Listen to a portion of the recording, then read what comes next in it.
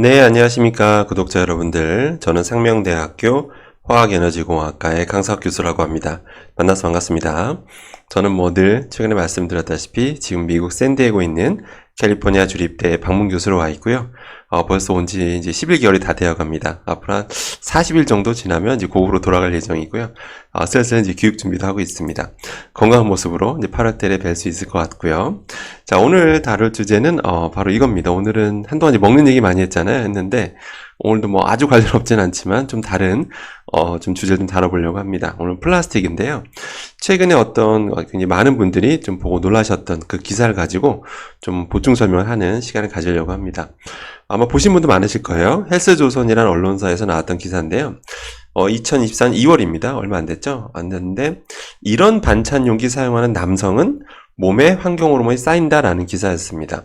여기서 이런은 이제 플라스틱입니다. 플라스틱 반찬 용기를 사용하면 환경 호르몬이 왜 쌓이는지 한번 살펴보고 또 이 기사를 또 약간 오해할 수도 있는 내용들도 있어서 그거에 대한 차근차근 설명드리겠습니다. 간단히 기사 요약해드리면 대한직업환경의학회지라는 이제 저널이 있는데 이 저널에 어떤 논문이 실렸습니다. 근데 그 논문을 이제 소개하고 있는데요. 그 어떤 연구였냐면 이제 사람들을 이제 대상으로 조사를 했는데 혹시 이 사람들 중에서 어떤 냉장고 내 식품 보관용으로 플라스틱을 사용하는지 여부. 그러니까 이런 플라스틱을 많이 사용하면 혹시 프탈레이트라는 가소제, 환경 호르몬입니다. 그것의 노출이 어떤 영향을 주지 않을까?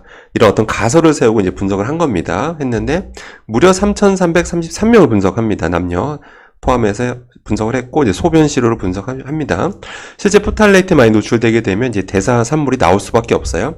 소변 분석하면 나오거든요. 그래서 그거를 분석해 봤는데 여기서 플라스틱이라 하는 거는 이제 그릇, 보통 플라스틱 그릇은 제일 많이 쓰죠. 그다음에 지퍼백, 비닐봉지 다 포함한 겁니다. 그래서 이런 걸 사용했다라고 말한 사람과 포탈레이트가 얼마큼 노출됐는지, 상관관계가 있는지 살펴봤어요. 아주 흥미로운 연구죠. 연구를 했더니 냉장고 그 식품 보관용 플라스틱을 사용했던 남성은 여성 아닙니다. 남성은 그런 포탈레이트 그류의 그 대사물질 있죠. 대사물질의 농도가 평균적으로 사용 안 한 사람보다 무려 37%가 높았다라는 그런 충격적인 어떤 결과를 이제 보고합니다. 근데 또 신기한 거는 여성은 상관관계가 없었다라고 합니다. 자, 논문 내용을 좀만 더 설명드리면요. 그러니까 왜 그랬는지 이제 분석을 한 거예요. 나름 이제 추정을 했는데 아무래도 이제 그 플라스틱을 썼다면 거기 음식이 담겨 있었을 것이고 혹시 이제 그 플라스틱 내에 있던 포탈레이트가 식품으로 이동하지 않았을까?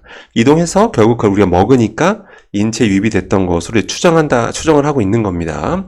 근데 앞서 말씀드린 좀 신기한 거는 그러니까 여성은 플라스틱을 냉장고용으로 쓰든 안 쓰든, 그런 그릇을 쓰든 안 쓰든 상관관계가 없었다라는 게 굉장히 좀 특이한 어떤 연구 결과라고 할 수가 있는 거죠. 그래서 이거에 대해서 오늘 조금 보충 설명 드리려고 합니다. 왜냐면 이걸 보면 또 어떤 여성분들께서는 여성은 아무 상관없네? 마음껏 써도 되네? 이런 생각을 하실 수도 있을 것 같고, 그 다음에 그냥 플라스틱을 쓰면 무조건, 어떤 포탈레이트 성분이 빠져나오는 건 아닌지, 이런 또 걱정이 되실 것 같기도 합니다. 그래서, 좀 말씀드리면요. 근데 이제 여기서 약간 좀 의아한 것도 있죠. 왜냐면, 사실은, 여기서 또 뭐라고 설명하고 있냐면, 포탈레이트가, 만약에 플라스틱을 쓰였다 가정했을 때, 식품으로 넘어오는데 어떤 지방 쪽으로 많이 넘어온다는 거예요. 지방 쪽으로 성분이 많이 넘어오니까 아무래도 남성이 여성보다 지방 섭취량이 좀 많으니까 그래서 남성하고는 상관계가 있었다. 여성은 상관계가 없었다라고 추정하고 있는 건데요. 근데 너무 의아하죠. 왜냐면 다들 이렇게 식품 보관용으로 이게 플라스틱 용기 많이 쓰시잖아요. 그런데 여성분들이 거기는 음식을 안 드셨을 리는 없을 거 아닙니까? 그죠? 전부 다 플라스틱에 담긴 요리는 남편한테 다 넘겼다든지, 그러진 않았을 거 아니에요, 그죠? 당연히 같이 먹잖아요, 그죠? 같이 먹는데, 다만 섭취량이 적을 수는 있죠. 그러면 사실은, 저는 제 생각인데, 남성이 아까 37% 높았다라고 했잖아요. 그럼 거꾸로 여성도 남자보다는 적지만 15% 정도 높게 나오더라. 10% 정도 높게 나오더라. 어떤 이런 상관관계가 보였어야 정상이라 저는 생각을 합니다. 근데 여성은 상관관계가 없었다라고 했단 말이에요. 그래서 그거에 대해서 제가 좀 추가 설명을 드리도록 하겠습니다. 먼저 포탈레이트라고 하는 가소제는요. 요새는 그냥 단적으로 말씀드리면 PVC에만 쓰인다라고 보시면 됩니다. 다른 어떤 일반적인 플라스틱 있죠. 많이 쓰이는 폴리에틸렌이라든지 폴리프로필렌 이런 거에 사실 쓰지 않습니다. 그래서 PVC에 쓰인다라는 거 꼭 기억하실 필요가 있고요. 근데 이 논문 내용에서 뭐라고 했냐면 그릇, 지퍼백, 비닐봉지 사용 여부를 봤거든요. 근데 하나하나 제가 설명드릴게요. 여러분 집에 있는 그릇 한번 살펴보십시오. 여러분 집에 있는 플라스틱 용기 쓰신다면 대부분 다 거의 100%입니다. PPP라고 적혀 있을 거예요. 특별히 어떤 특수 용도의 뭐 이런 소재 사신 게 아니면 거의 대부분은 PPP, 폴리에틸렌, 폴리프로필렌 씁니다. 그러니까 PVC는 쓰지 않아요. 지퍼백도 한번 살펴보십시오. 여러분 그 가정용으로 파는 지퍼백들 보면 거의 대부분 다 PPP라고 보시면 되고요. 비닐봉지는요, 이제 과거에는 여기 한 7, 8년 전만 해도 PVC 비닐봉지가 좀 제법 유통이 됐었어요. 많이 썼었는데 요즘에 여러분들 가정용으로 한번 비닐봉지 역시 한번 보시면 역시 요새는 PVC 그 비닐봉지 거의 안 씁니다. 네, 거의 안 쓰고 거의 다 역시 폴리에틸렌, 폴리프로필렌유를 씁니다. 그렇기 때문에 여기다 음식을 담았다고 해서 포탈레이트가 나왔다라고 보기는 사실 어려워요. 쓰질 않으니까요. 그래서 아까 말씀드린 대로 식품 용기는 PPP를 많이 쓰는데, 근데 이런 질문을 좀 이제 주실 수도 있어요. 그러니까 원래 여기 그 포탈레이트를 안 쓰는데, 문제는 가공할 때 쓰지 않느냐라는 질문을 주세요. 그러니까, 처음부터 이 플라스틱 우리가 알고 있는 그 모양이 아니었을 거 아니에요. 그럼 해당 틀에 넣어야 된단 말이에요. 넣어야 되는데 당연히 고체 상태니까 넣으려면 어떻게 될까요? 무언가에 뭐 녹이거나 아니면 열을 이용하거나 이래야 되는데 PPP는 요새는 대부분 다 열로 합니다. 거의 대부분 열로 한다라고 보시면 돼요. 열 가소성 수지여서 열에 의해서 유체 상태를 만든 다음에 틀에 넣고 식히면 됩니다. 예, 그렇게 이제 만들 수 있는 거예요. 오히려 가공할 때 포탈레이트 쓰게 되면요 더 번거롭습니다. 왜냐면 나는 이것도 별도로 빼내야 돼요. 빼내야 되는 또 번거로움이 있기 때문에 굳이 그 회사에서 그렇게 할 이유도 없어요. 그렇기 때문에 또 대부분 여러분 식품용기 보시면 무슨 또 인증서들 대부분 갖고 있잖아요. 뭐 포탈레이트 미검출 뭐 이런 시험 성적서 갖고 있잖아요. 실제 그것도 검사 받을 필요도 없는 건데 하도 그런 게 있어야지 뭐 납품이 되니까 아마 그런 걸 받는 건데 결론은 PPP라면 가소제는 걱정할 필요가 없는 겁니다. 없는 거다라고 보시면 되는 거예요. 자, 그럼 뭐가 연관이 있었을까? 이제 그런 의구심이 들잖아요. 그러면 제 생각인데, 여기서 아까 그 가설이 플라스틱 사용 여부를 이렇게 봤는데, 저는 오히려 그거보다 다른 걸 더 봤다라면, 오히려 더 남녀 성별 차이 나타나지 않았을 거라고 저는 생각이 듭니다. 그러니까 제가 생각하는 연관성은 뭐냐면 바로 이겁니다. 어떤 그 아까 3,333명을 조사했잖아요. 그래서 배달 포장 음식을 얼마나 많이 먹었느냐. 그러니까 횟수. 그 횟수의 상관관계를 봤더라면 저는 남녀 성별 차이는 안 나오고 오히려 이런 걸 많이 드셨을수록 포탈레이트 대사산물이 더 많이 나왔을 거라서 저는 생각이 됩니다. 뿐만 아니라 어떤 외식의 횟수 이런 것들과 좀 상관관계 보면 어땠을까라는 생각이 듭니다. 그 이유를 좀 설명드리면요. 우리가 왜 그 포탈레이트에 노출될 가능성을 따져보면 대표적인 게 PVC 랩이거든요. PVC 랩에 의해서 그 안에 담겨있는 포탈레이트가 이제 우리 몸에 들어올 수 있는 건데요. 예를 들어볼게요. 만약에 여러분, 아까 제가 배달 포장 음식 말씀드렸는데, 여러분들 만약에 짬뽕을 배달시켜 드셨어요. 여러분, 중국집에서 쓰는, 상당수의 랩은 PVC 랩이 여전히 많이 쓰입니다. 왜냐면, 우리나라 법이 그래요. PVC 랩이 불법이 아닙니다. 연매출 10억 미만이라면 PVC 랩을 써도 돼요. 뿐만 아니라 수산물, 축산물에도 역시 써도 아무 상관이 없습니다. 근데 왜 쓰냐면요. 그 써보신 분들은 알아요. 왜? 쫙쫙 잘 늘어나고요. 그 달라붙어 있는 점착력도 너무 좋고요. 뿐만 아니라 습기도 잘 안 탑니다. 그래서 음식물이 굉장히 선명하게 보이게 하는 효과도 나타나요. 그래서 쉽게 그런 업소에서 이런 그 PVC 랩을 포기 못한 이유기도 합니다. 그래서 이런 짬뽕 같은 거나 이런 거 뜨거운 걸 배달시켜 드시게 되면 실제로 그 안에 담겨 있는 포탈레이트 가수 재료가 용출될 수 있습니다, 실제로. 그냥 뿐만 아니라 이런 기름진 음식들이 있죠. 예를 들어서 뭐 여기 보면 탕수육 나오죠? 뭐 깐풍기 있죠? 그 다음에 어떤 뭐 족발, 이런 마트에서 하는 이런 고기류에 이용하는 그 랩들이 역시 대부분이 PVC 랩이라는 겁니다. 이런 기름진 성분에, 이런 기름기가 많은 성분에 이제 PVC 랩이 오랫동안 닿게 되면 실제 그 안에 잔류하고 있는 포탈레이트 성분이 서서히 넘어올 수가 있거든요.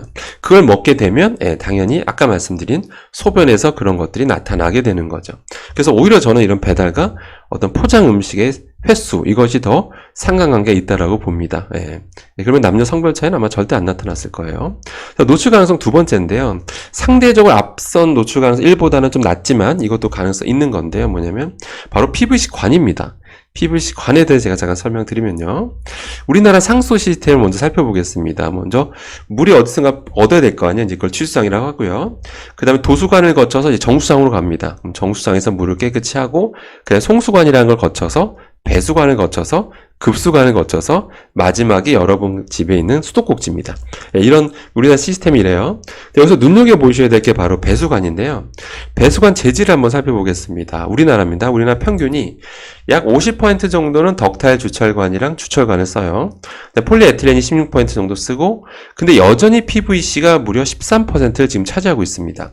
물론 이제 매년 수치는 바뀌겠죠. 예, 매년 이제 교체해 나가니까 주로 바뀔 텐데, 이게 평균이 13%이기 때문에 어떤 지역은 20%에 가까울 수도 있고, 어떤 지역은 뭐 0%에 가까울 수도 있습니다. 그러니까 평균이 13%라는 뜻입니다.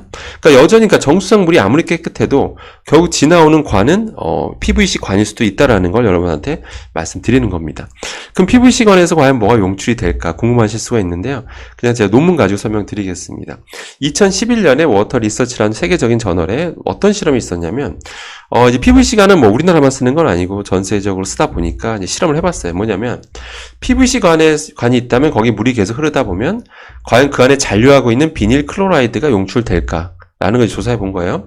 그러니까 가소제만 우리가 문제 삼지만 이제 비닐 클로라이드 잔류하는 게 있거든요. 근데 해보니까 2년 정도만 지냈더니 수백 나노그램 퍼 리터가 관찰되더라. 그러니까 비닐 클로라이드가 용출됐다는 얘기예요. 이게 비닐 클로라이드가 용출됐다는 얘기는 이게 그러면 가소제도 용출됐다라고 보시면 됩니다. 비닐 클로라이드가 잔류하고 있는 게 나오는데 포탈레이트는 안 나온다. 그러지 않습니다. 충분히 용출될 수 있다라는 거죠. 그렇기 때문에 그래서 만약에 외식 횟수가 많다면 아무래도 여러분들 음식점에 가보시면 아시겠습니다만 음식점에서 음식을 만들 때 정수기물로 하는 경우는 없습니다. 전 그런 걸 본 적이 없습니다. 현실적으로 정수기물로 요리를 하는 게 힘들죠. 그 음식점에서. 왜냐면 빨리빨리 만들어야 되는데 정수기물을 하는 게 뭐 바로바로 쩍쩍 나오는 게 아니잖아요. 대부분이 저수조를 갖고 있는 경우가 있죠. 물을 거기 정수한 게 저수조에 보관되어 있다 나오는 거기 때문에 실시간 계속 틀 때마다 콸콸 나와야 되기 때문에 기본적으로 수돗물로 요리를 많이 하죠. 그렇기 때문에 혹시라도 PVC관을 통과한 그런 어떤 업소라면 그런 업장이라면 아무래도 상대적으로 아닌 곳, PVC관이 아닌 데보다는 상대적으로 좀 더 포탈레이트 성분이 노출될 가능성이 있다라고 이제 볼 수가 있는 거죠. 물론 근데 이 확률이 제 생각에는 그 아까 말한 PVC 랩보다는 우리가 노출될 가능성이 좀 적은 거는 맞습니다. 근데 이것도 충분히 원인이 될 수 있다라고만 여러분들이 기억하시면 되겠습니다. 그래서 결론입니다. 이번 논문에 대해서 좀 설명드렸는데요. 우리가 아무튼 포탈레이트에 노출돼서 그런 대사산물이 소변에 검출됐던 사람들이 나왔던 건 팩트잖아요. 다만 그 상관관계에 대해서는 저는 조금 플라스틱 사용 여부, 냉장고의 플라스틱 용기 사용 여부로 여기서 가설을 세웠었는데 저는 오히려 그거보다는 다른 가능성이 더 높다라고 봅니다. 물론 제가 틀렸을 수도 있죠. 근데 제 생각은 PVC 랩, PVC 관의 이것들이 더 아마 우리 포탈레이트를 노출시키는 주된 원인이라고 봅니다. 그래서 아마 다시 한번 아무튼 신문기사에 대해서 보충 설명드렸고요. 우리 구독자님들께서는 특별한 오해가 없으시길 바랄 마음에서 영상을 만들었고요. 또 제 이 영상 보시면 내용 들으시면 또 앞으로 어떻게 행동하셔야 되는지도 참고가 되실 거라 믿습니다. 네, 이번 영상은 여기까지 하도록 하겠습니다. 이상입니다.